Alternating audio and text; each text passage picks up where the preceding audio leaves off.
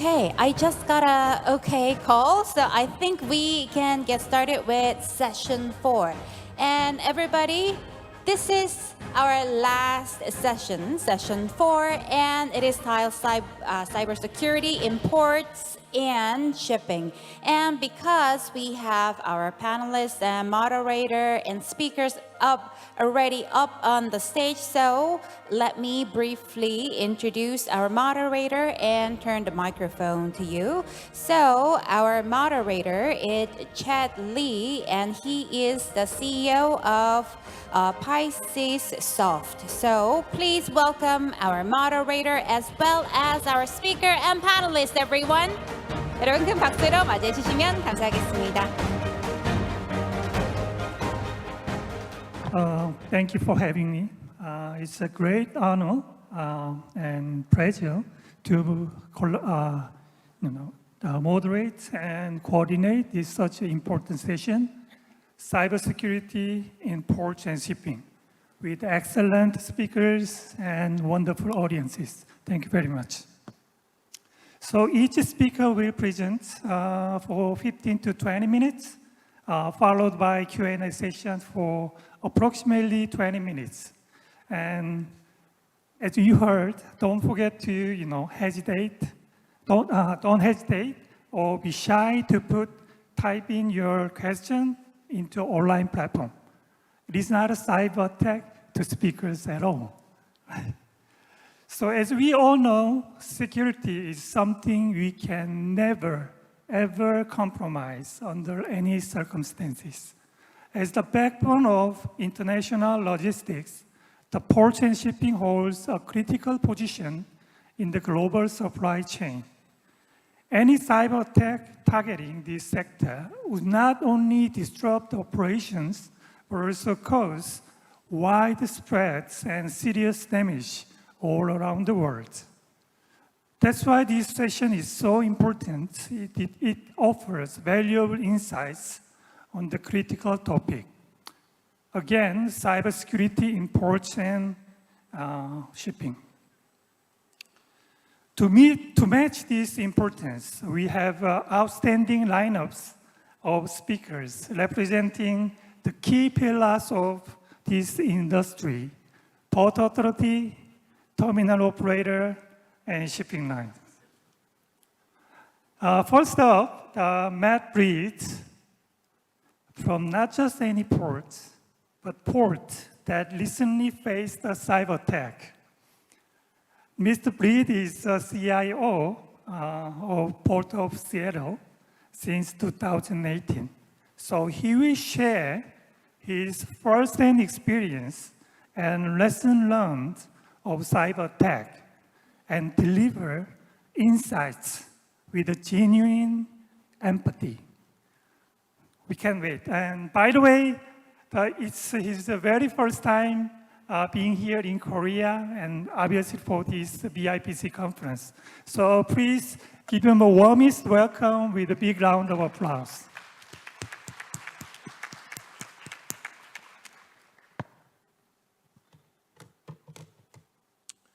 Good morning, and thank you for that very kind introduction. I'm Matt Breed, Chief Information Officer for the Port of Seattle.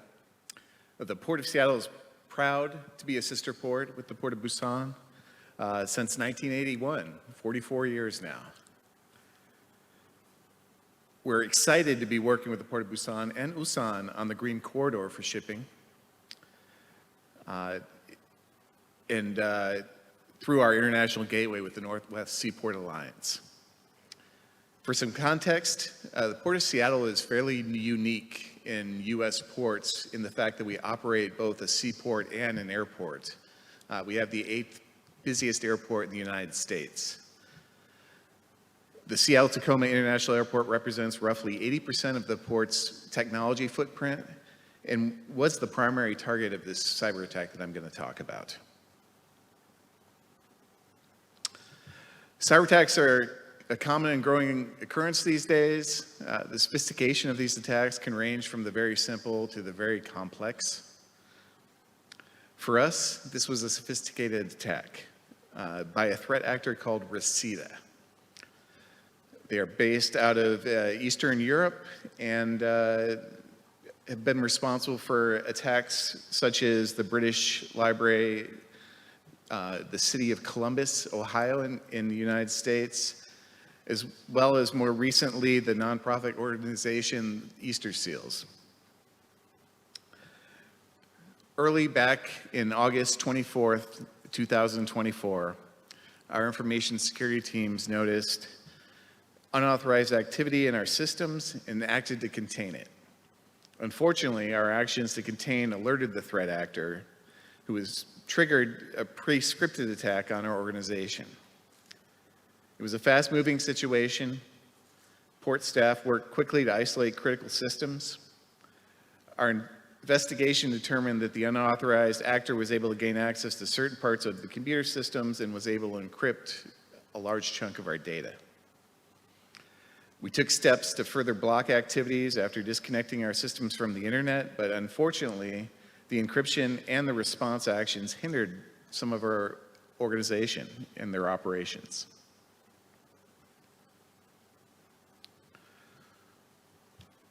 Helps if I actually advance the slides.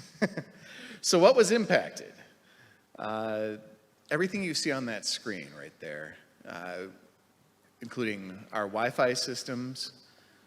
We provide Wi-Fi for both operational purposes as well as the traveling public. We have roughly 4,000 people a day connected, or an hour, I'm sorry, at any given time connected through the airport.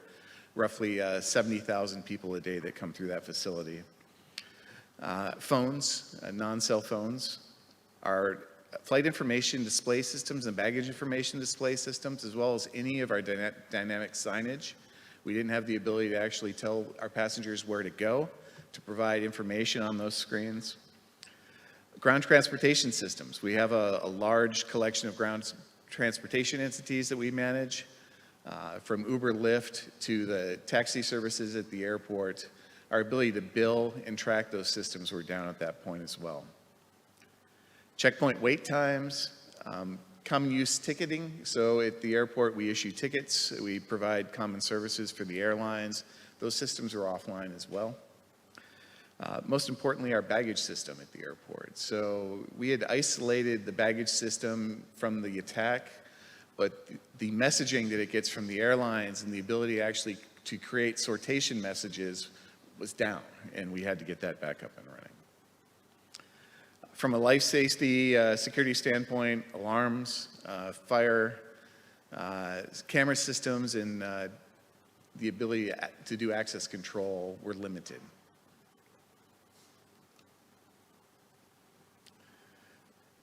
From an internal standpoint, this hit our entire application suite. So things like email, Teams, OneDrive, our contracts database, GIS, printing, which I was very surprised to see how important printing was in our organization. It was one of the most critical demands when these systems went down.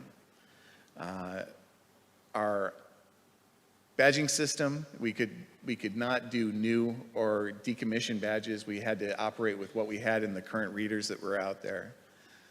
Payroll applications, accounting applications, all down.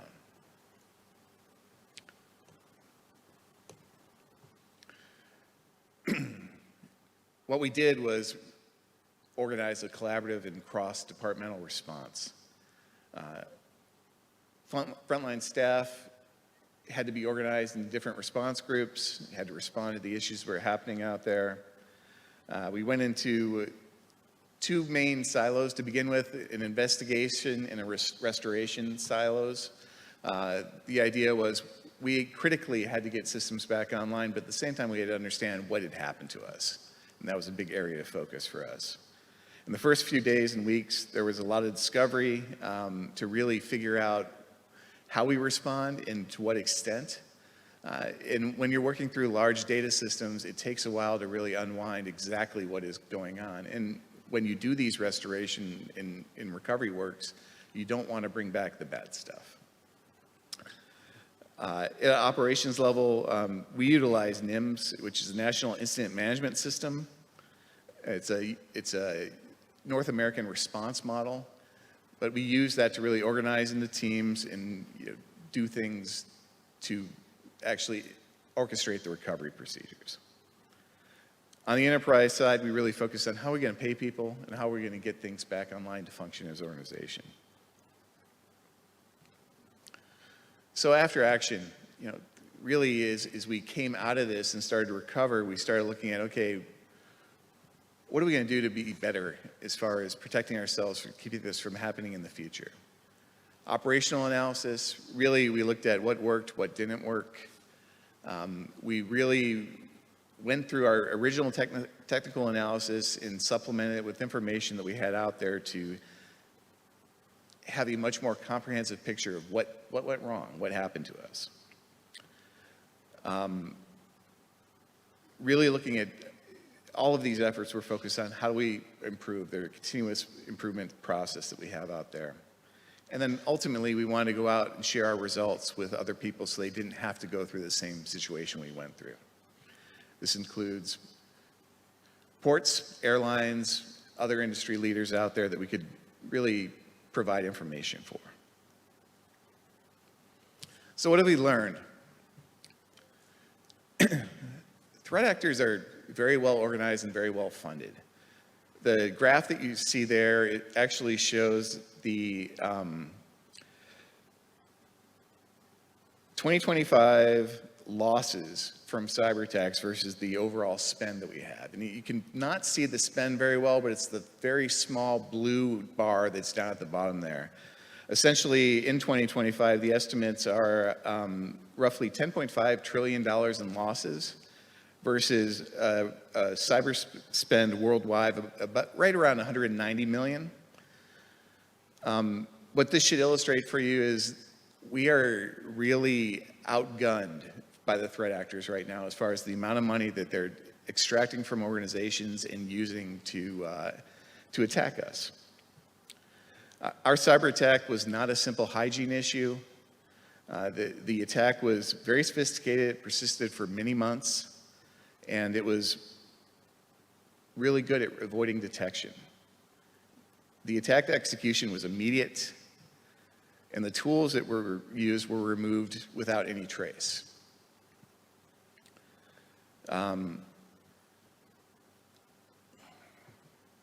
So a little bit about the threat actors that I want people to understand. Their tactics really evolve quickly. They understand the business that they're attacking very well. They do a lot of research into verticals and how businesses operate. They build roadmaps of systems and architectures. They adapt as they require more information. And their execution is automated and rapid, as well as the cleanup. And what we found, we had a lot of industry experts engaged on this, from the law enforcement side, from our organizational partner side. We had Microsoft, we had Checkpoint, firewall security in there. The guidance from the experts that we got was dated because these threat actors evolve so quickly.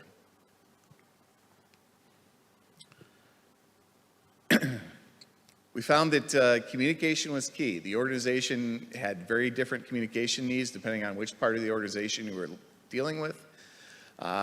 We were required to really have one source of constant information with multiple views back to the organization depending on who was asking for it.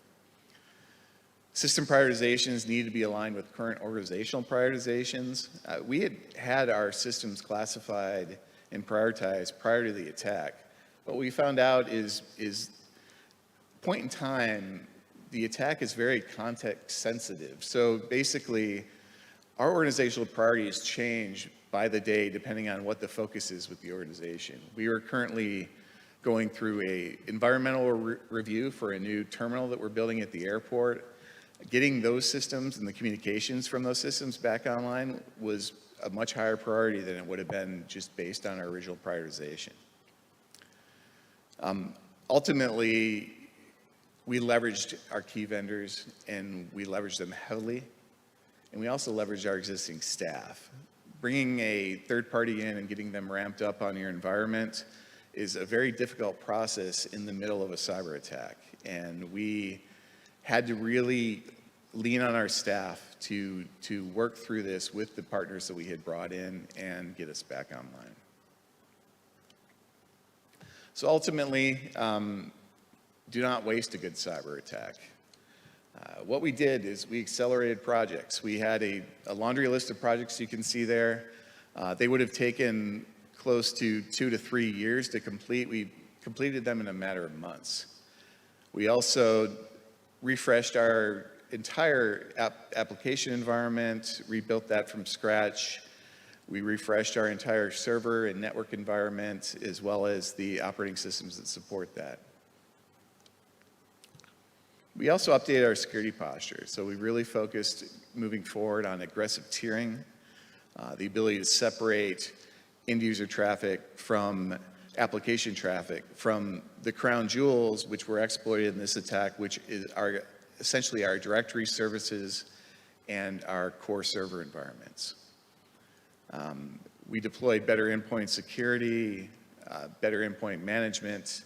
We have a 24/7 security operations center, which we did not have at the time. We had relied on staff from an on-call basis to come in and respond to events. And we also enhanced our perimeter security with many different services that look at the traffic coming into our organization, analyze it, and protect against it. These mechanisms are really key to put in place.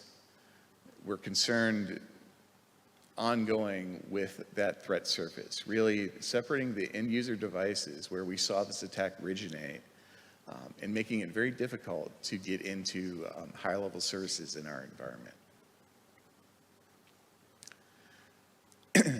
And I mentioned earlier that tactics are changing. We're now seeing threat actors migrate to common services, cloud-based services, software platforms. Most recently, there was an attack on Collins Aerospace, which affected multiple airports at the same time. So these, as I mentioned it, they're very aware of how businesses operate. They're building a portfolio on that, and they're adjusting their tactics to do the most damage in the shortest period of time. The goal here is to get an organization to pay. It's a ransom process. They want you to pay.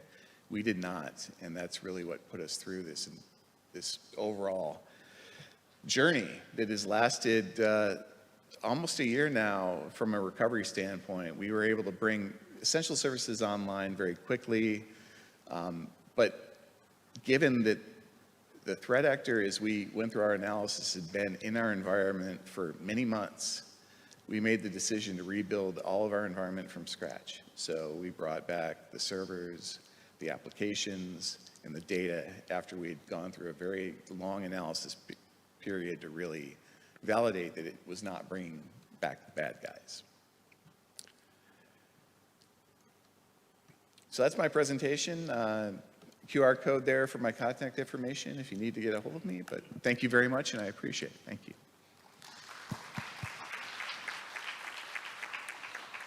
Thank you for your inspiring talk because it came from real experience. It was truly meaningful and full of fresh perspective. Thank you very much. Next, 장원호 대표님, 원호장 joining us from the not just any terminal, but the biggest GTO terminal, the PSA. Mr. Zhang is Operation Safety Representative Executive Officer, REO, of PSA Terminal in Busan New Port. So he will reveal how PSA upholds global standards to secure their terminals. He will speak in Korean, so please don't forget to use translation device. Please give him a big round of applause.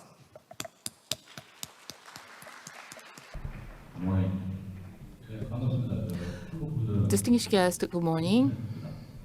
I will deliver my presentation in Korean. So now you are listening to simultaneous interpretation into English. Since Korean is my mother tongue, that is why I opted to speak in Korean as I prepare my presentation deck.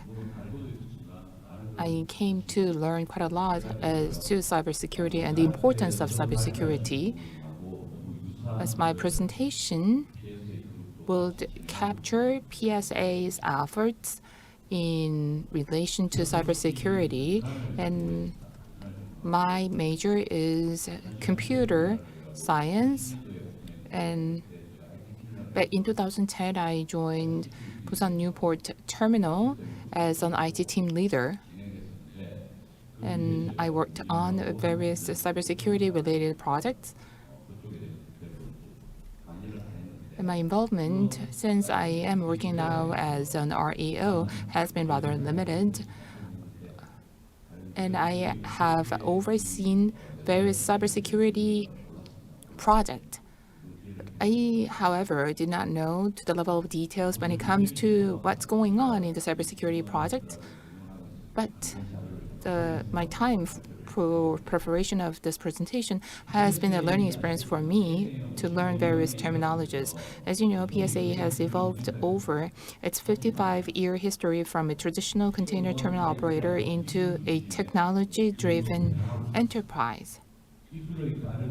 With the rapid advancement of technology, our world has become more interconnected than ever before, and the risks, threats we face now extend beyond the physical realm into cyberspace. In today's hyper-connected environment, where the information technology is indispensable, cybersecurity is indispensable for protecting sensitive information, preventing financial losses, and safeguarding personal data. PSA has established a systematic security architecture and launched diverse initiatives to protect its assets from these threats and to maintain the trust of our customers.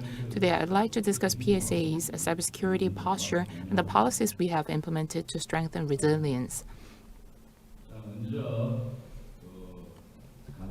Before delving into the details, let us watch a short video.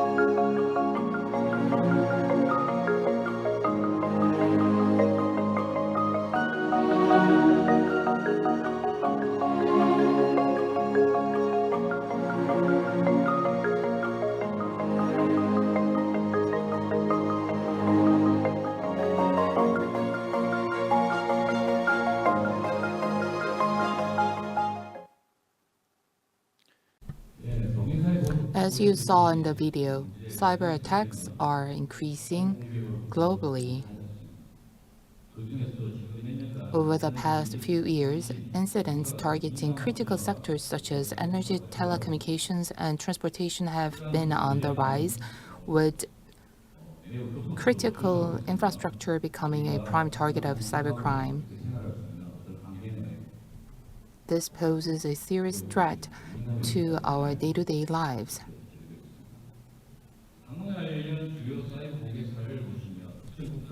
Looking at major port-related cyber incidents, it is clear that these attacks have not been confined to a single country or a region. They have targeted large-scale ports worldwide, leading not only to data breaches, but also to multi-day operational shutdowns, inflicting enormous damage.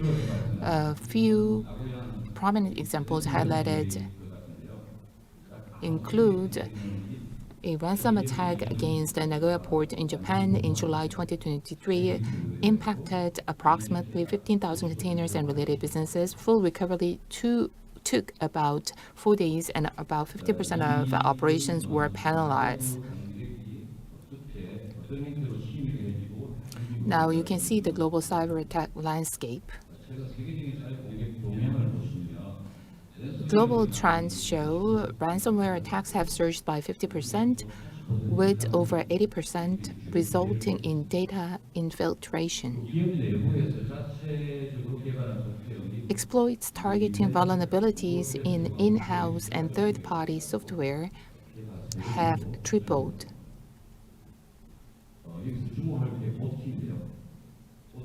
And I'd like to ask you to focus on the term OT, which is operational terminology. Incidents involving operational technology, which encompasses closed-circuit TV or automated equipment, have increased nearly sevenfold between 2022 and 2024, with most OT intrusions originating from IT environment. Last but not the least, the rise of AI-enabled attacks has made phishing easier and more convincing. Recognizing these realities, PSA identifies 5 primary cyber threats. They are exploitation of software vulnerabilities, secondary attacks through compromised suppliers, ransomware, phishing, and distributed denial of service or DDoS attacks. As you know all too well,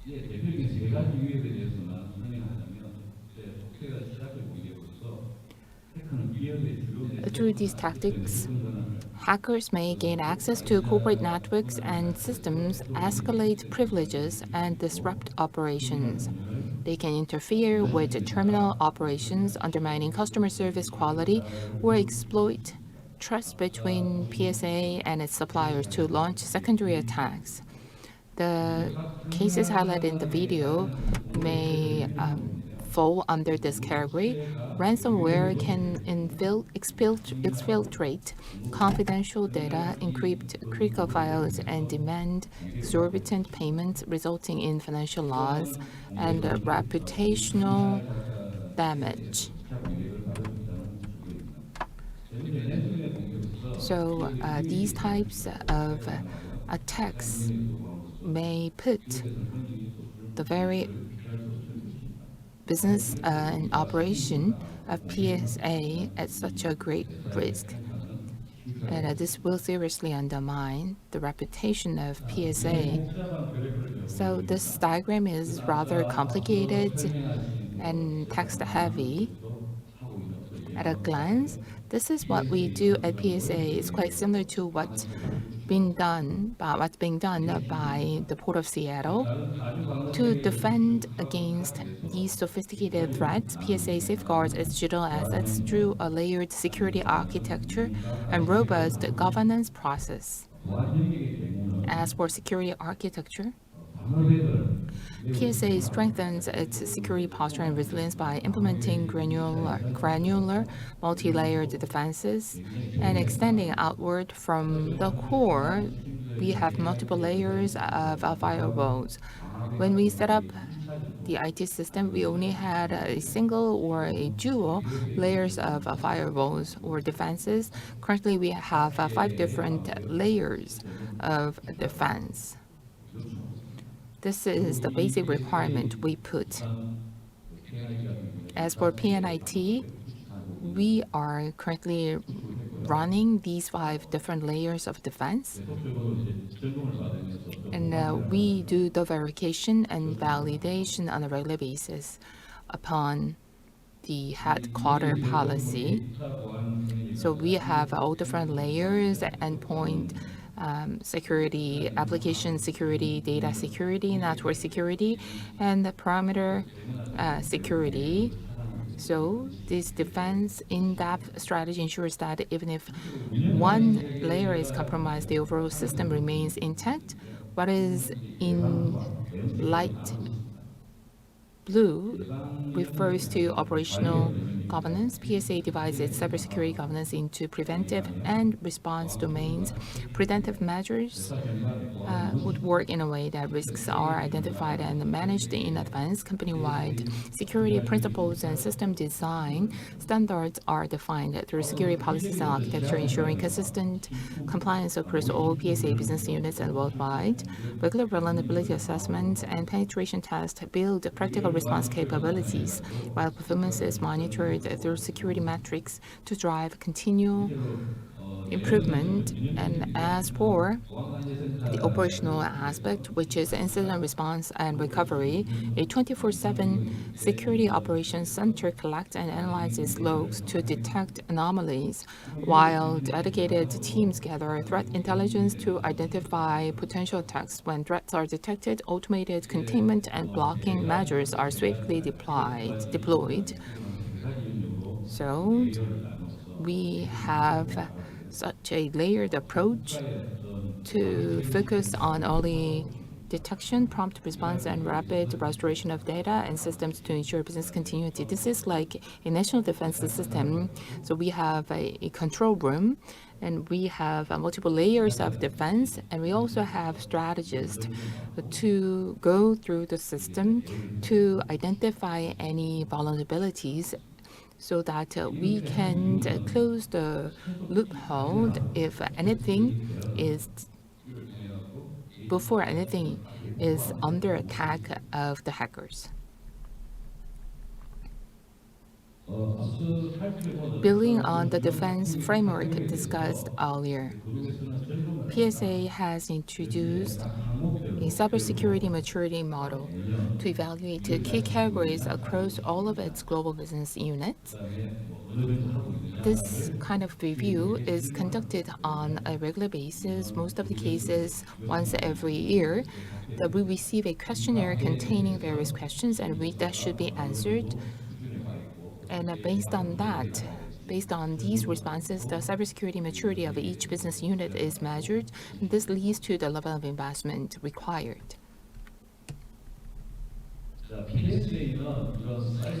PSA underscores that in today's landscape, cyber attacks are not about if they happen or to whom. They can happen to anyone at any time. Acknowledging that absolute security and safety against all threat is impossible, PSA focuses on strengthening cyber resilience through the 3R strategy. R1 refers to remediation and preventive measures.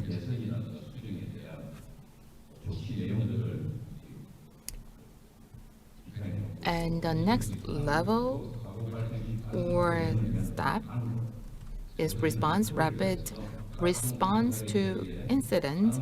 And the last step or last level would mean timely recovery following incidents. I think this is more or less the same across the board, and I believe this is something other companies are also doing. So based on this, how to do the recovery and how to respond and how to respond and how to remediate, we generate a scenario accordingly to ensure quick response and recovery. And as for response, based on the scenario, we prepare playbooks, and these playbooks are regularly updated and specify internal and external contexts and so on. And as for R3, which means recover, this is strengthened through regular disaster recovery exercises, business continuity drills, and tabletop exercises simulating real-world scenarios. Post-exercise reviews identify areas for improvement, and plans are updated accordingly to ensure they remain current. For 2025 and 2026, PSA has designated all 5 strategic focus areas. OT is very important. It is as important as IT.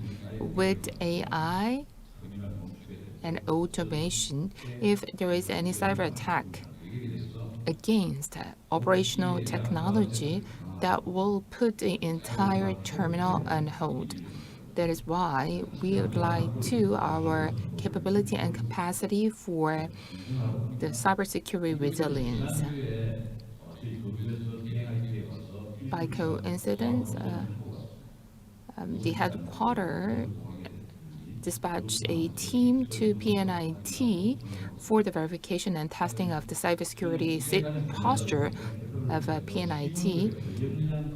And I believe what is the most important factor here is the capability and capacity of your own staff members. That is why I believe capacity building of your staff members would be of greatest importance. And we should be able to adopt and introduce various advanced technologies for cybersecurity available out there. Today, I have shared PSA's cybersecurity framework and the key projects that we are pursuing. And this presentation deck is actually prepared by the headquarters. And below, thank you. Here you can see building a secure and resilient digital ecosystem through collective defense. I love this phrase, but this is the direction we pursue. And at the top, you can see trust but verify. You have to put your trust. However, when it comes to cybersecurity, verification, and verification, these are the three most important things because you have to be on alert all the time. PSA makes a continuous effort to ensure safety and security for all stakeholders, and cybersecurity is critically important in that regard. With that, I'd like to conclude my presentation. Thank you. It's a humble, very humble and great speech. While hearing, his speech I'm quite blue because it's all about attacks and damages and also sufferings. But at the end, I'm quite relieved that, how PSA handles well and secure their assets. It was a great speech. Thank you. And last, but not certainly least, Chen Gao, from not just a shipping line, but the largest integrated logistics company in China, including forwarding and shipping. Mr. Gao is the president of Sinotrans Korea Shipping and the chairman of China Chamber of Commerce in Korea too. So he will introduce Sinotrans global logistics strengths along with its advanced cybersecurity strategy and management system. Let's show us appreciation with the big hands for him.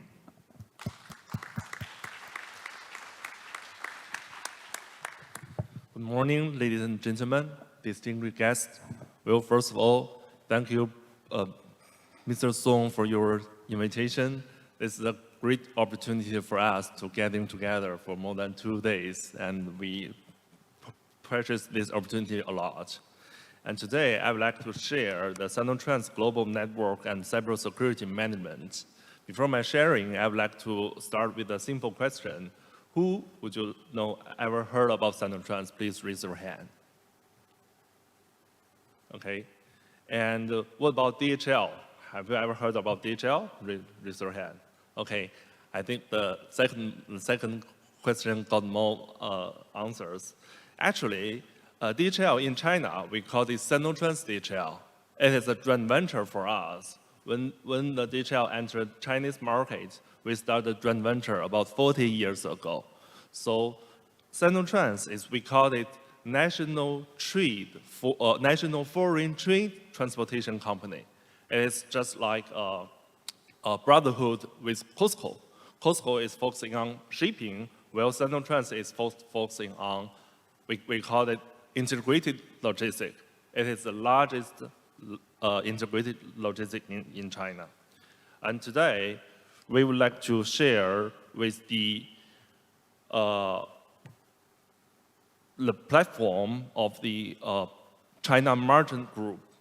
Actually, this is the biggest state-owned company in China, based in Hong Kong. And Sinotrans was merged into China Merchant Group since 2015. Actually, we have the 2 listed companies, and we have a well-known industry recognition. The good news is that from the third-party logistics, we ranked from top 7 to top 3 from the news, and as all the big producer like P&G, Unilever are also our big clients in China. So for overseas, we start our overseas print about 40 years ago. For my company, it's Sinotrans Korea Shipping. We start here about 35 years ago.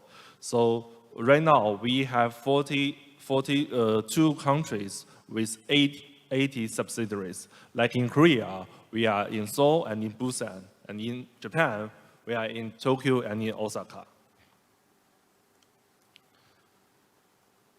For your reference, actually, the door-to-door service was initiated by Sinotrans, and we are growing with our customers by satisfying our customer's customer. That's just as I mentioned, like P&G.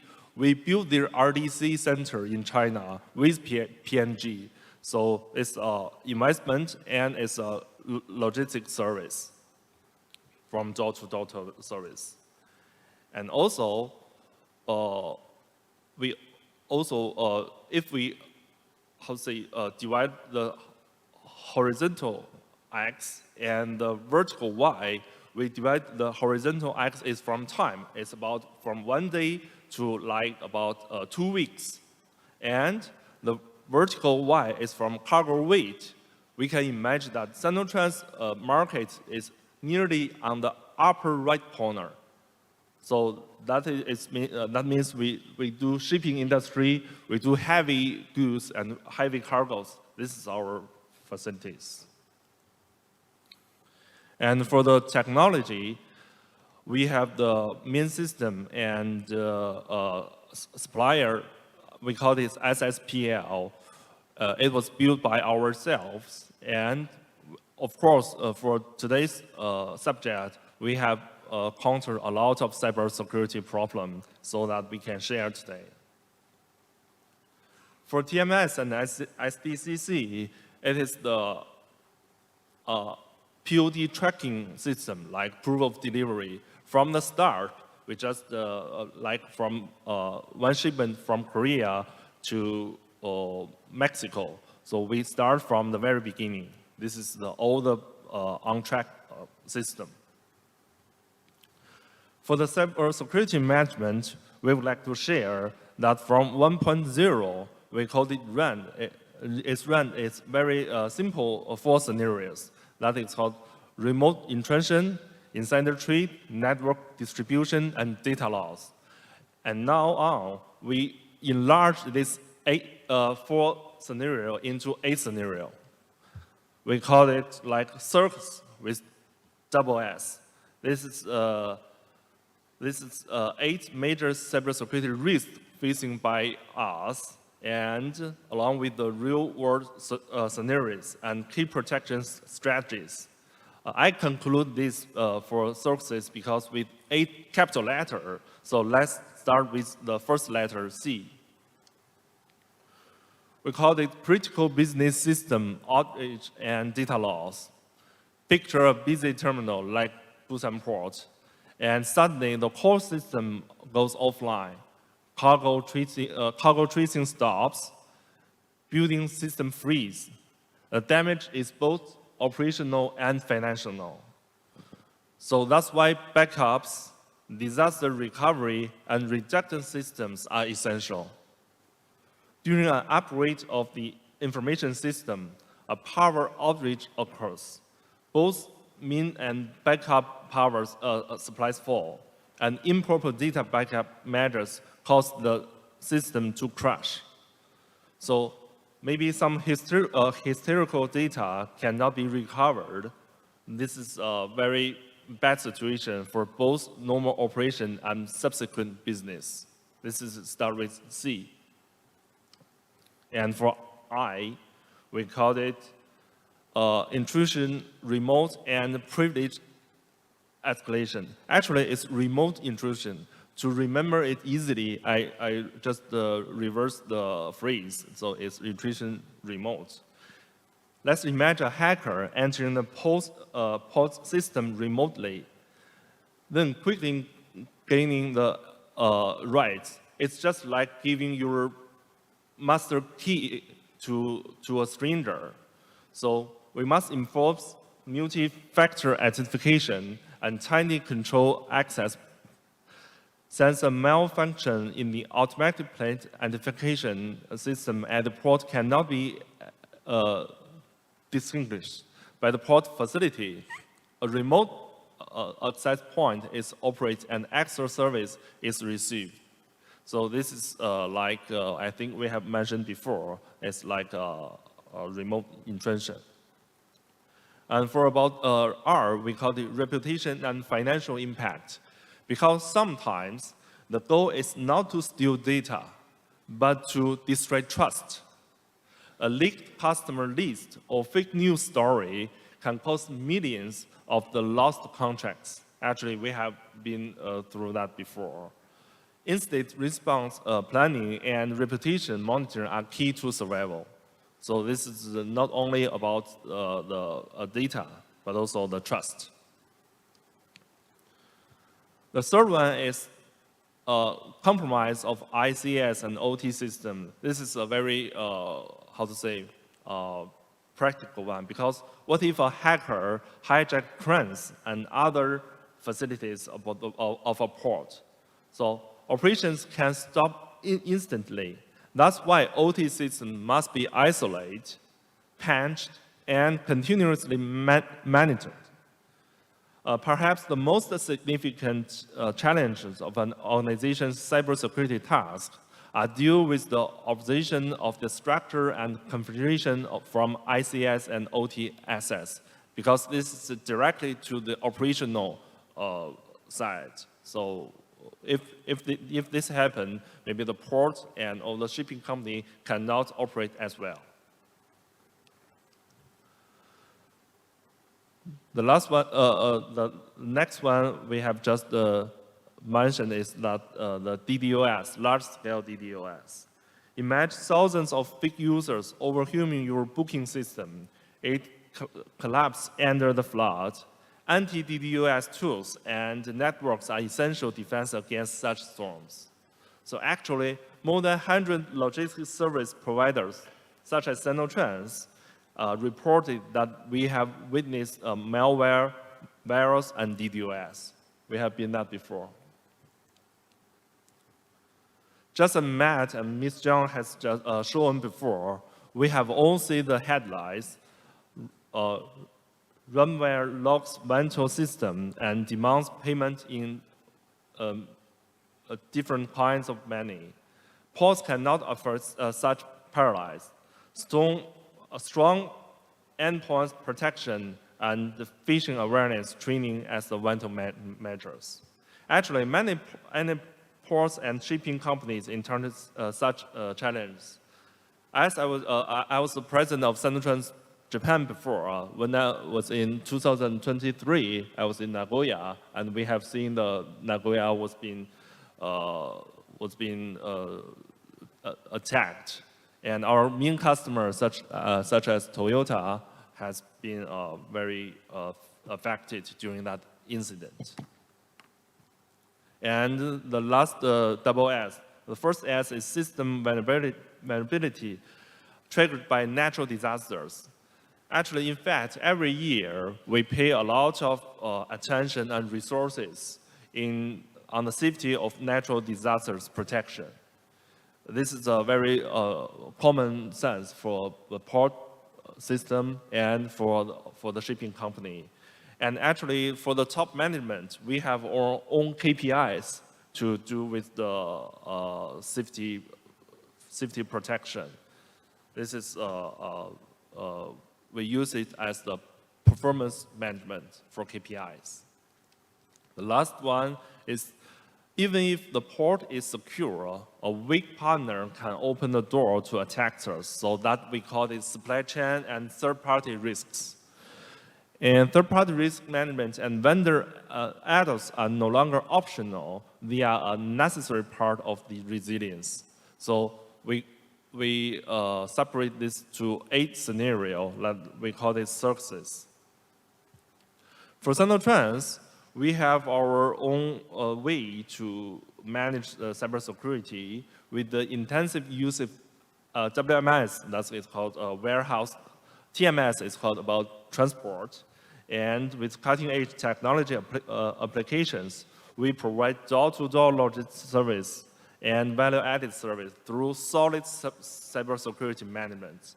That is what I want to share at this very moment. And to conclude my sharing, across all these risks, the message is clear. We must adopt a zero-trust mindset, monitoring continuously, and prepare for crises before they happen. In fact, we believe that cybersecurity is not just about technology. It's about people, process, and resilience. And thank you for listening. Thank you.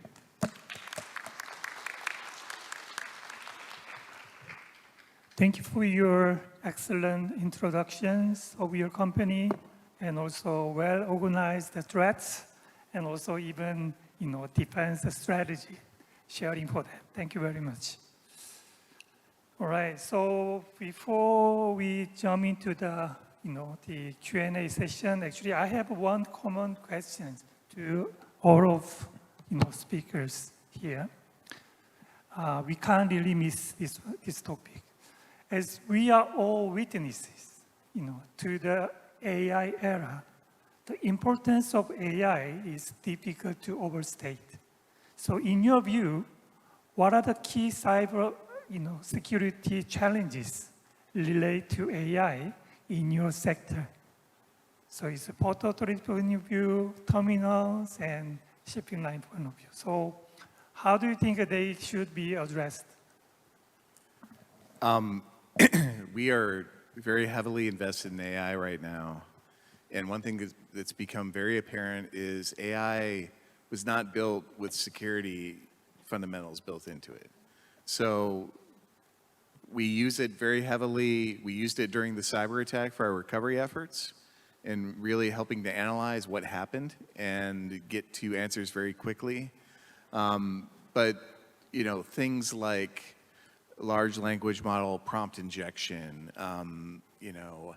AI-based attack vectors, those are really what keep us up at night right now. And the answer to that in some cases is AI defenses, where we use a lot of AI plugged into our firewall analysis systems, our SIM, other applications we have out there that protect us. But as you saw from my chart earlier, it's an arms race, and it's really, we need to get better as an industry to pool our resources.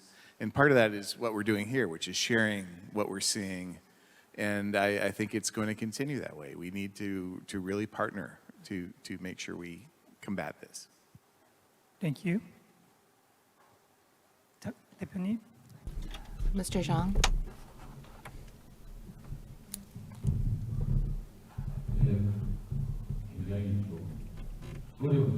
It's such a difficult and hard question to address.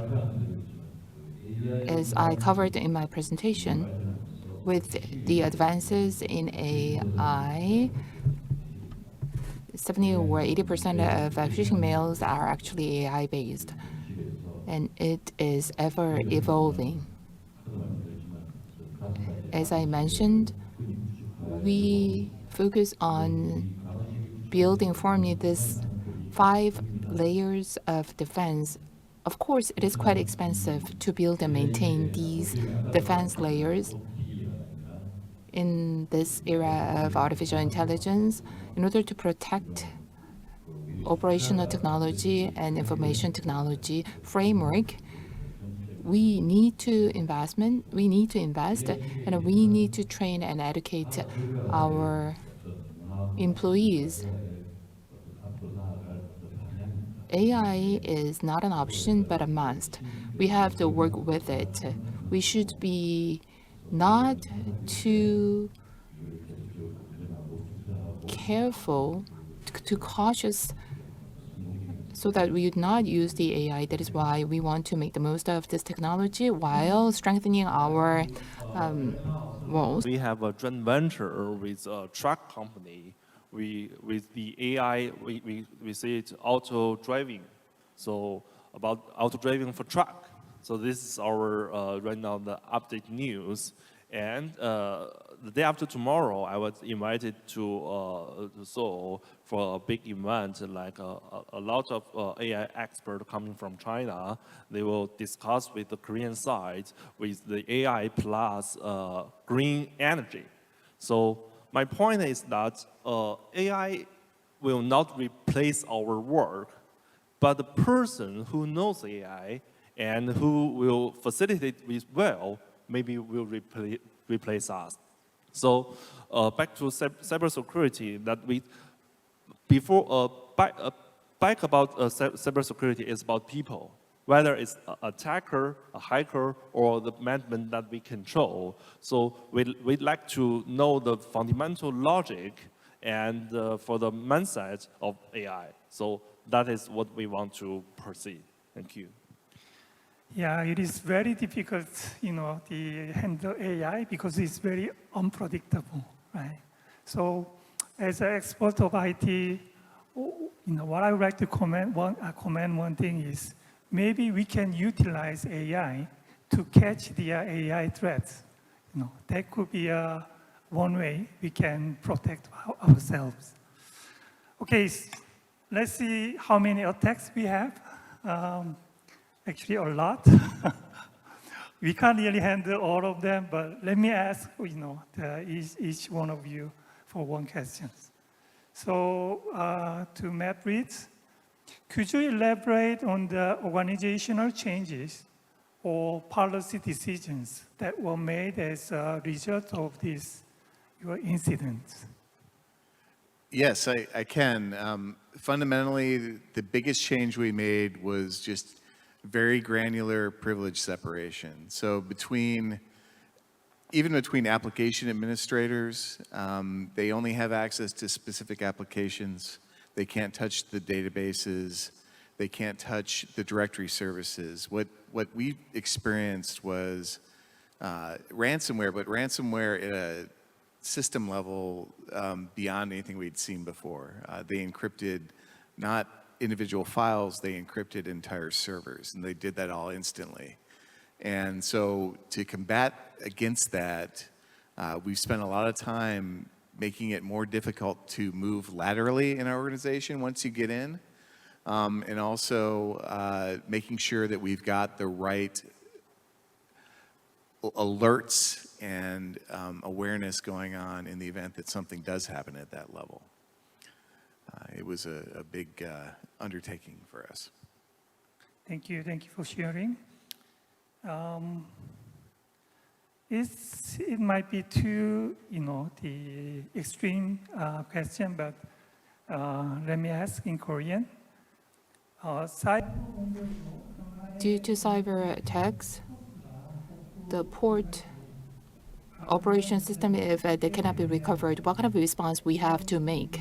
If a cyber attack completely breaks down the port operation system, how can you respond to that and react to that? What kind of protocols you have to follow? Please share your insight with us. In the event of a cyber attack, which would lead to a complete pause and suspension of a terminal operation, that's not something we would envision, because as you saw in different layers of defense, although I didn't elaborate on that, we have multiple backup schemes.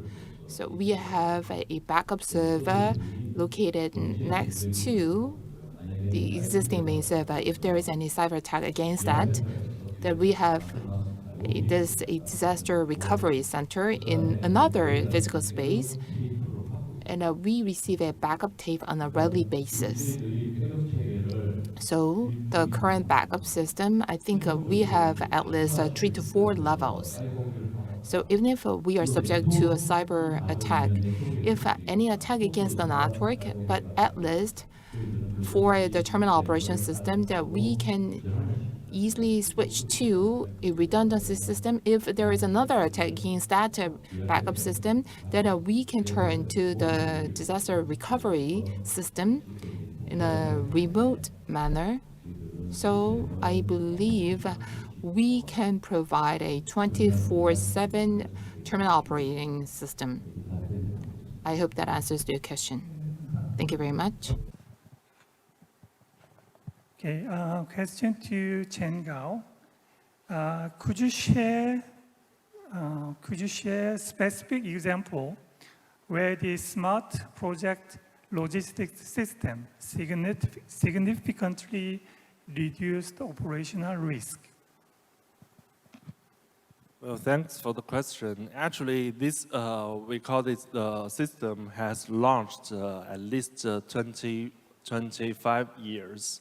So it updates maybe after 2 or 3 days, 2 or 3 years. For the very typical example is that we have the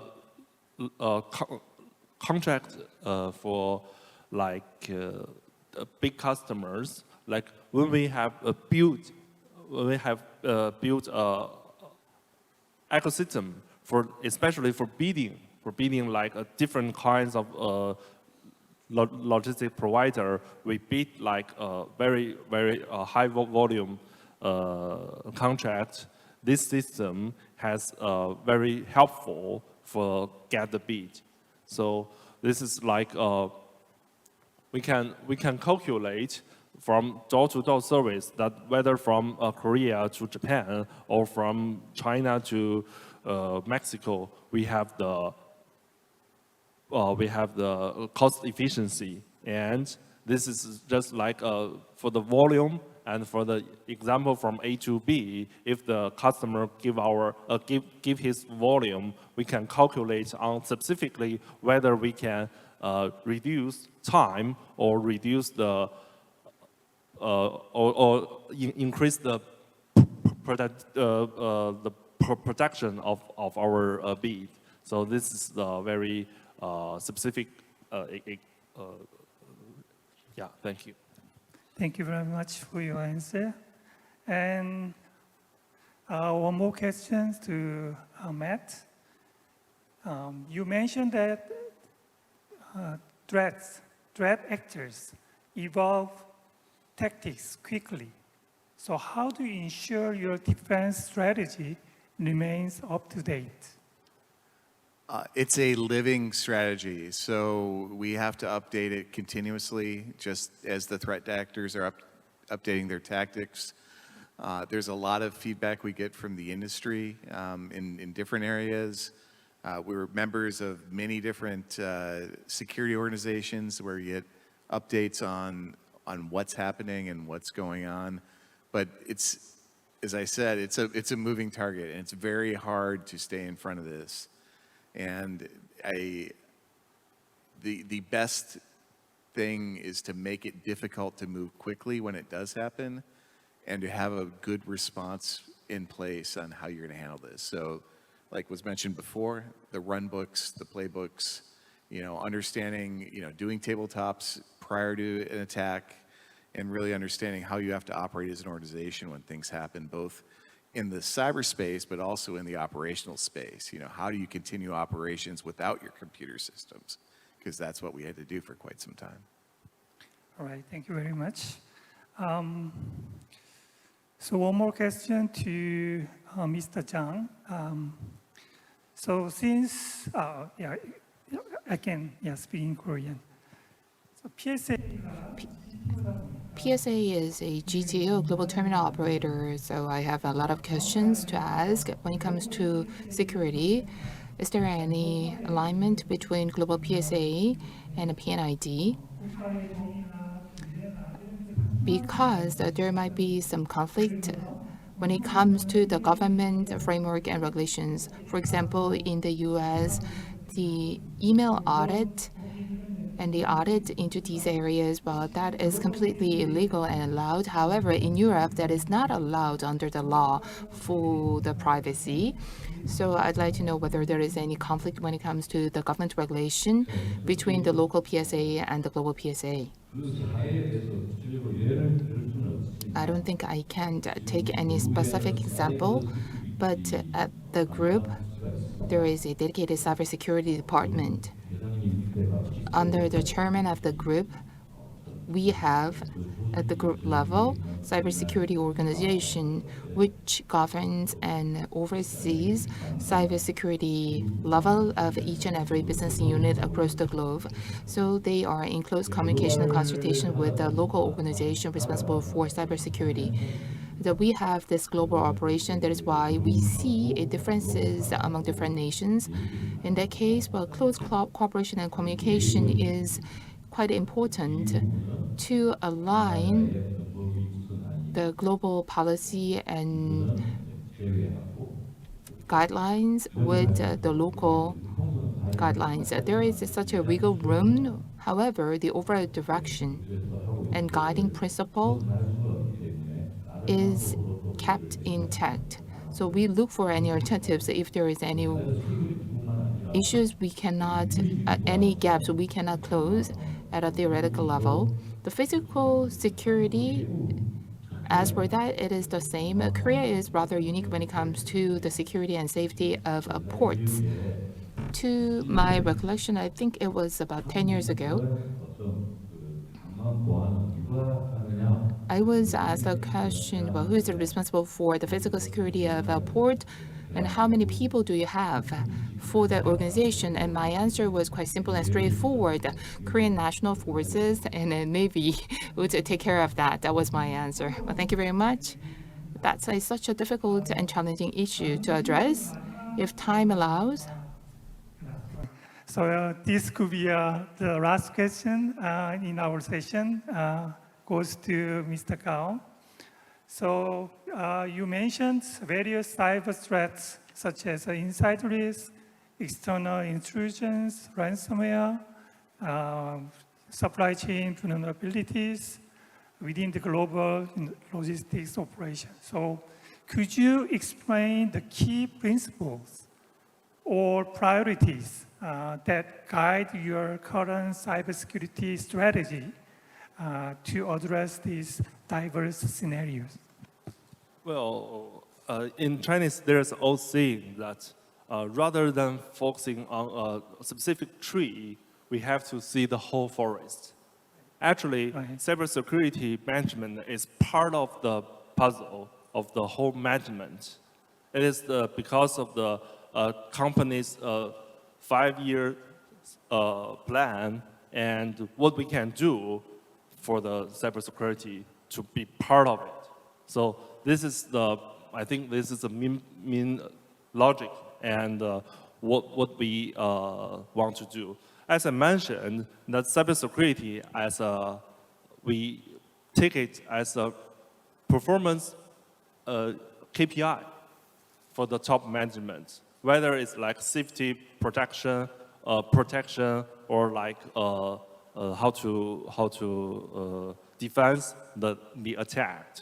So this is rather than technology problem. Actually, it's a whole part of the picture. So this is my answer. Thank you. Thank you very much. Thank you very much. Let me wrap up. Actually, today's discussion has reminded us that cybersecurity is not merely an IT issue, but a cornerstone of safe port operations and the trust that sustains global shipping. The sea knows no borders, and neither does data.